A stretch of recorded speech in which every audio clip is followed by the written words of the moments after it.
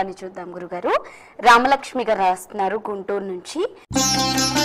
గణపతికి 21 పత్రుల పూజ విశిష్టత ఏమిటి అని అడుగుతాము. ప్రకృతి తత్వంలో విరాజిల్లేటువంటి అద్భుత శైలి గణేశుడు. ఇక్కడ ప్రకృతి యొక్క తత్వమే. ప్రకృతి ఎప్పుడైతే పరవశించిపోతుందో అప్పుడు చాలా చక్కటి యోగవంతమైన ఫలితాలు వస్తాయి. అందుకే మనం ప్రకృతిని సంరక్షించాలి అంటోంది శాస్త్రం.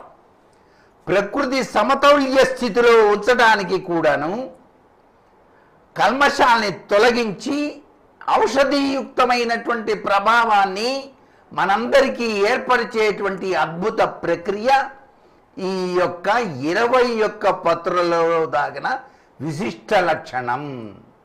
ఒక్కొక్క పత్రికి ఒక్కొక్క ఆయుర్వేద దివ్య గుణ శక్తి సంపన్నత ఉన్నది.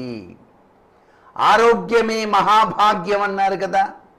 ఈ ఆరోగ్య లక్షణాన్ని ప్రసాదించేవాడు ఎవరయ్యా అంటే గణపతే.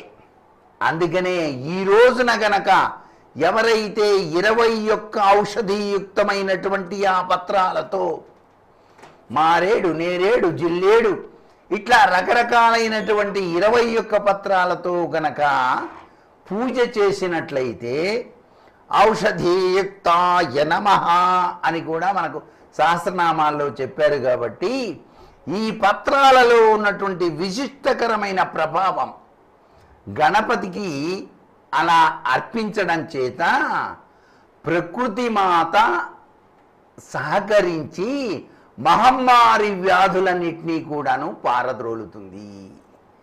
అంటే భాద్రపద మాసంలో, ఆశ్వీజ మాసంలో యముని యొక్క విషపు కూరలు ఉంటాయి. ఈ కూరల యొక్క ప్రభావం నుంచి మనల్ని రక్షింపజేసుకోవడానికి ఔషధీయుక్త తత్వంతో విరాజిల్లేటువంటి ఈ పత్రితో మనం గనక గణపతిని ఆరాధన చేస్తే మనకు పరిపూర్ణవంతమైన ఆరోగ్యం వచ్చి తీరుతుంది సుమా అంటోంది శాస్త్రం. అందుకే ఈ విధమైనటువంటి ఏర్పాటు మన మహర్షులు మనకు తెలియజేశారు. ఒక్కొక్క పత్రి వెనకాల ఒక్కొక్క ఔషధీయుక్త గుణం దాగి ఉంది.